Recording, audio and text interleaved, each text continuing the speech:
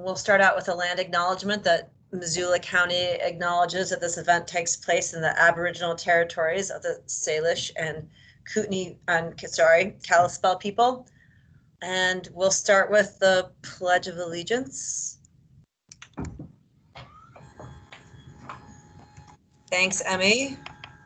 I pledge allegiance to the flag of the United States of America and to the republic for which it stands, one nation, under God, indivisible, with liberty and justice for all. And then, do we have any public announcements? Oops, we have another number 529-8519 that just came on. That's Mike Klein. Hi, Mike. Hi. Yes, Commissioner Vero, I do have an announcement. So late breaking news? Well, not late breaking this time, but certainly breaking for some maybe, and that is that precisely 1 week from today, on September 17th, Missoula County and many other organizations and local governments are hosting what we are calling the Montana Passenger Rail Summit. This is a virtual event and will be an opportunity to hear about passenger rail restoration efforts in southern Montana and how to keep the empire builder strong along the High Line.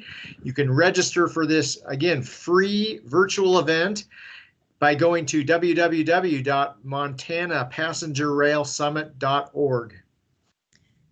Emmy, would you be able to put that in our comment section? People will be able to see that. Yep, will do. Awesome. Any other public announcements or public comment on items not on this agenda? Okay, our current claims list as of August 27th, 2020 to September 1st, 2020 totals $1,620,900.70. If you want more information, you can check out www.missoulacounty.us for details.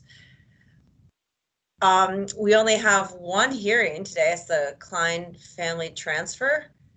So Matt Heimel from Community Planning Services, take it away. Thanks. All right, well, good afternoon, commissioners. I'm Matt Heimel with Missoula County Community Planning Services. So this item today is a family transfer exemption request, and I'll share my screen. I have a quick PowerPoint. So this is a family transfer request from Mr. David M. Klein to use the family transfer exemption to create one parcel to his son, Patrick Dillon Klein.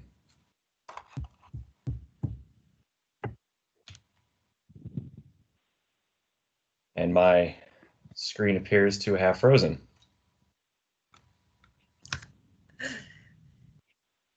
Let me take a brief pause and try to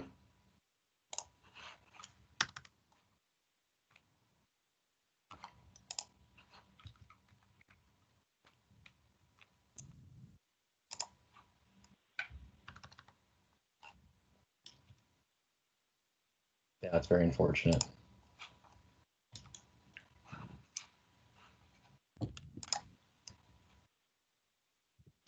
Well, Dave, you're muted. Okay. Okay, I think it is working again. Sorry about that. It's usually really smooth, but all good. This time it was not. Okay.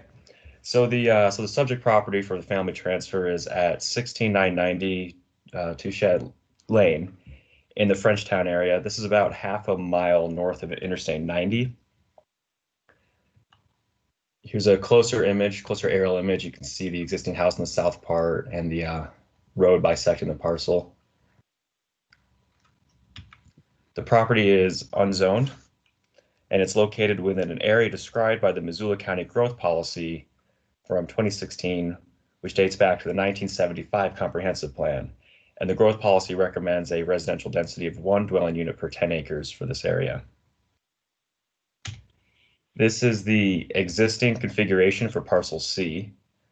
The only existing house or dwelling unit is a single family house on the south part of the property, shown as on the bottom part of the screen here.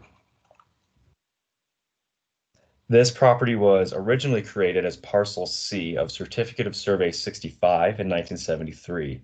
And with that exemption, there were a total of 4 parcels over 10 acres created, and that was exempt from subdivision review. At the time, 10-acre parcels could be created through an exemption. So here's the proposed tract layout. The proposed transfer would result in 2 total tracts. The existing 10.98 parent tract would be reduced to 7.29 acres in size in the southeast portion of the property, and that would remain in ownership by the claimant. The northwest portion of the property, across from the road, would be transferred to the claimant's son as parcel C2 and at 3.69 acres to be used for single-family residential development. So for family transfer request or any request to have a property project exempt from subdivision review, we review for rebuttable presumptions and general evasion criteria to evaluate if the project represents an evasion of subdivision review.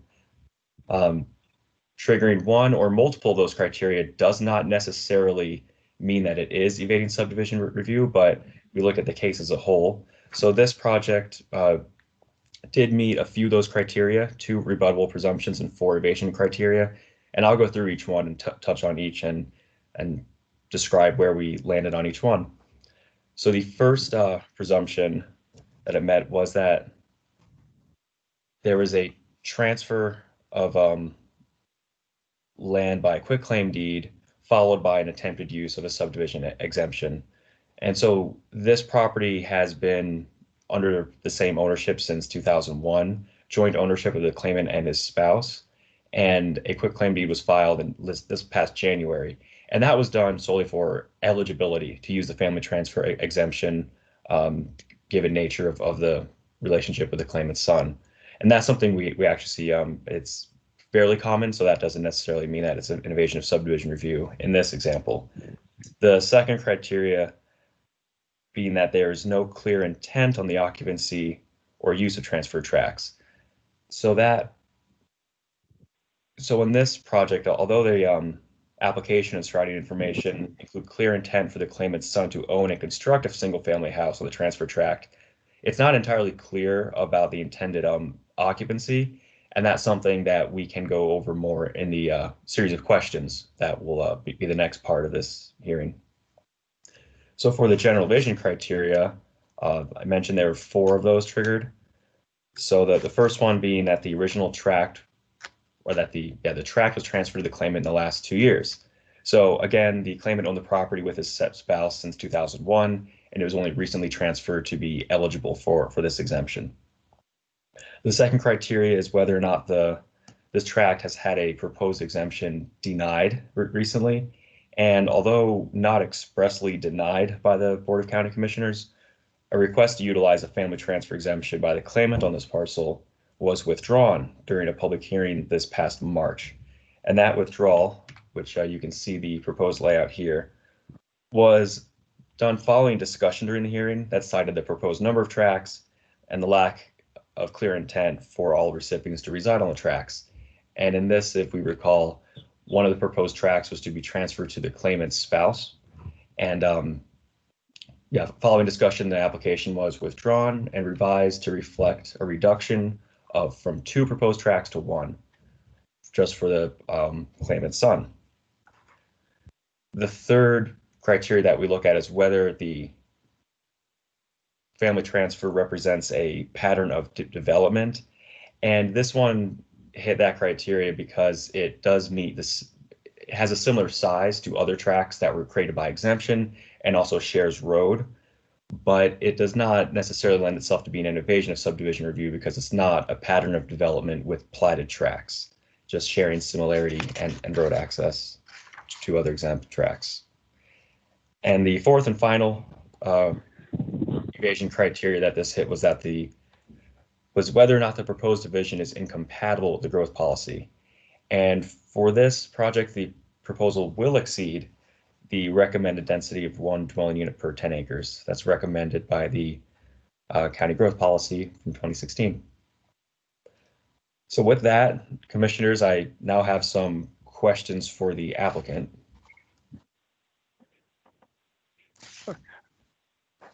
I'm here. This is Mike Klein. Okay, thanks. I have 5 questions for you. So first, did you buy the property with the intent of dividing it? No, I did not. Okay, thank you. Second, do you or your transferees intend to transfer the property within the next year? No, we do not. Thank you. Have you talked with anyone at the county about going through subdivision review? No, I haven't. Thank you. Will the property be developed? It will be developed with a 3-bedroom, single-family home. Okay, thanks. And last question, will the recipient of the property be residing on the property? Yes, he will. Okay, thank you. So commissioners, based on the facts as presented in this exemption affidavit reviewed by staff and answers to questions, there does not appear to be an attempt to evade subdivision review. So staff recommends approval of this family transfer request, and a recommended motion is available on the presentation and in the packet. And I can take any questions at this time too. Yeah, Matt, when you said that it doesn't comply with the growth policy, but do you have a graphic or an aerial of the density of the surrounding properties? Because they're all approximately that same size, right? Right. A few have actually been carved up since then by subsequent exemptions. Here's a better layout. There you go. Yeah, thanks. So for instance, Matt, and I apologize, where I'm located, I'm getting some excessive glare on my screen. What are some of the comparative sizes of parcels adjoining this particular parent parcel? They're all a little different in shape due to the nature of the exemptions following desired lot lines. However, you can tell notably to the west and northwest, or the left and upper left from the subject property, it represents similar size and layout sharing roads, not exactly the same acreage, for example, but it does not, like I said, it's not exactly fitting a pattern with platted tracts. These are all exempt tracts that were created with a initial 10-acre exemption and then split subsequently either by family transfer or occasional sale, for example. And so they look like they're all 3-acre to 5-acre tracts now. Is that fair? Approximately, yes. So Okay. I guess what I'm getting at is that this proposal is really is in line with the surrounding properties. Right. It doesn't look like it's out of character. Thank you. Thank you. Better choice of words. Yeah. Okay. So another question that I have, Matt, if hypothetically this were to go through the minor subdivision process, are there any impacts or potential mitigations to impacts that would be picked up on or required of during that process that you could foresee that would not be being addressed during this subdivision exemption process? There are multiple review criteria that would be picked up and possibly have conditions of approval if this did go through subdivision. One of the main ones that comes to mind is requirements for fire suppression, for example. Creating a lot through exemption doesn't get reviewed for impacts to public health and safety, one of which is requiring a fire suppression system. So perhaps either one example of a condition is that we see often is requirement for residential fire sprinklers. If this is approved, there would be no requirements such as that. What would be the requirements relative to fire suppression be during the building permit process? Just for a single family home? Yes. What were you asking? Yeah. So for whatever's being contemplated here, for the home that was mentioned earlier, and even though this would not be front loaded, the fire suppression piece would not be front loaded as it might be with subdivision, would there still be sprinklers or something required by in the building permit process? To my knowledge, I'm not sure if there would be a requirement for fire sprinklers. I'm not personally familiar with the building code. It would have a full review for building code for a single family residential house. Permits that are within Frenchtown Rural Fire District don't get routed to the fire district for review, unlike Missoula Rural. And so in our end of it, the land use zoning compliance review permit, we would not be reviewing for fire suppression. But like I said, in building code, there could be some more information for example, different wall types. But I myself am not a building code reviewer, so I'm not entirely sure what those specifications would end up being. Okay. I don't know. Does Jenna have any more information on that?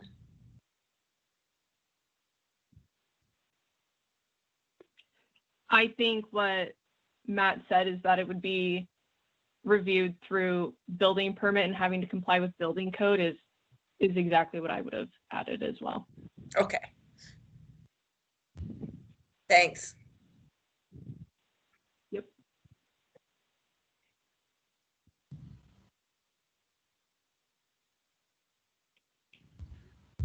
Wonder if is there anyone from the public would like to comment on this?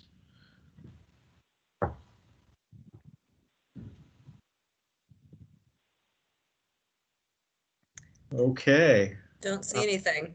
So I guess I'll just,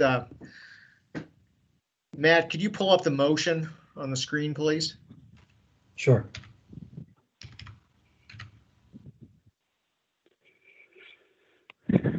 Thanks. And I will say this is kind of on the margin of what I would be willing to approve.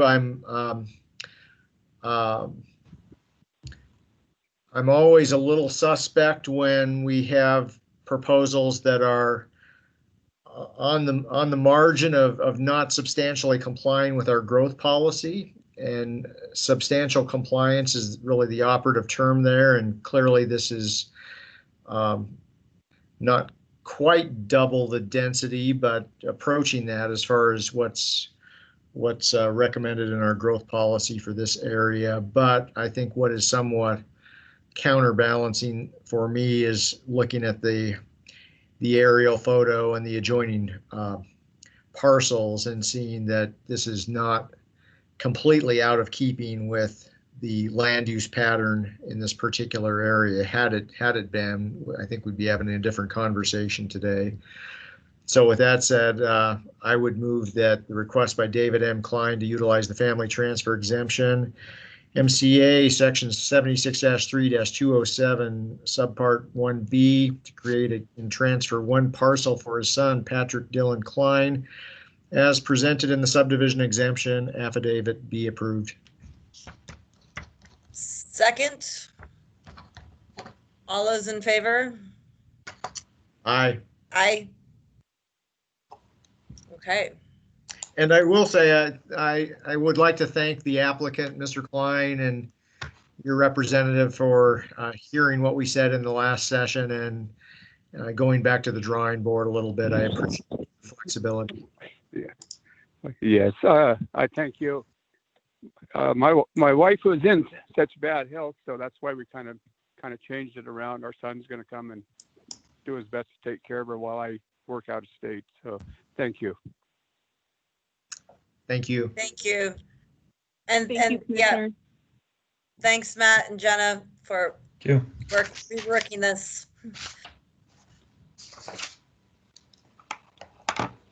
Is that? That's probably about as much glare as folks can take off my scalp in this setting. So, You look great, Dave. oh, thanks. We don't have anything else on the agenda. So is there a motion to adjourn?